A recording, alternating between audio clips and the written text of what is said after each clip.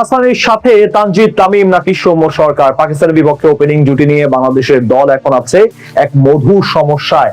গত সিরিজে সেরা রান সংগ্রাহক ছিলেন সৌম্য, অন্যদিকে বিসিএল এ অসাধারণ সময় পার করেছেন তামিম। তাদের সাথে ফর্মে আছেন সাইফ হাসান। সব মিলিয়ে বুধবার কোন দুজন ইনিংস শুরু করবে টাইগারদের হয়ে, সেটা নিয়ে বিস্তারিত এই রিপোর্টে। আর কিছুক্ষণের অপেক্ষা।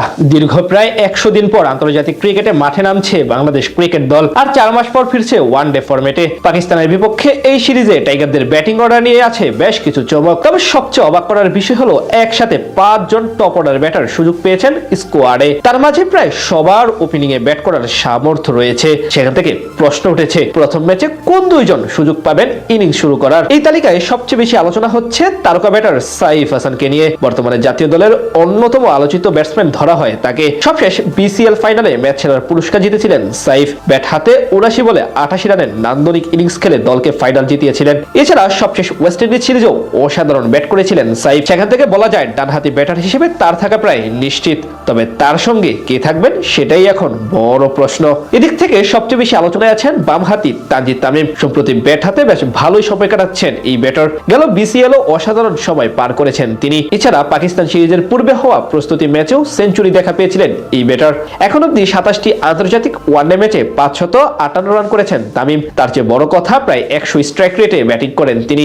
এছাড়া গত বিপিএলও দুর্দান্ত ব্যাটিং করার পাশাপাশি শেষ 5 প্রতিদ্বন্দ্বিতাপূর্ণ ম্যাচে 3টি অর্ধশতক করেছেন তামিম। একটিতে 92 রানের পাশাপাশি 88 ও 54 রানের ইনিংস আছে তার নামের পাশে। সেখান থেকে সাইফের সঙ্গী হিসেবে তামিমই এগিয়ে থাকবেন অনেকটা।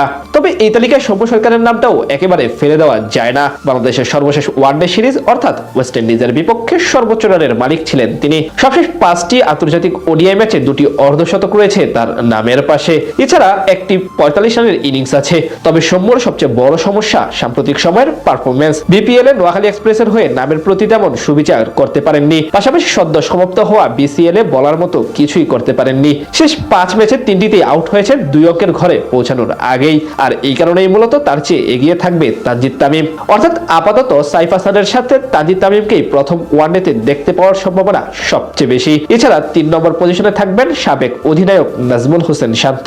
তাকে অবশ্য সামলাতে হবে বড় দায়িত্ব।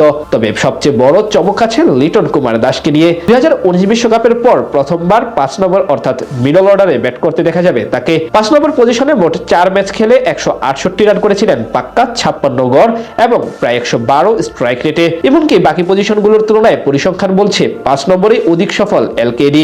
এছাড়া 7 নম্বর পজিশনে খেলবেন অধিনায়ক মেহেদী হাসান মিরাজ।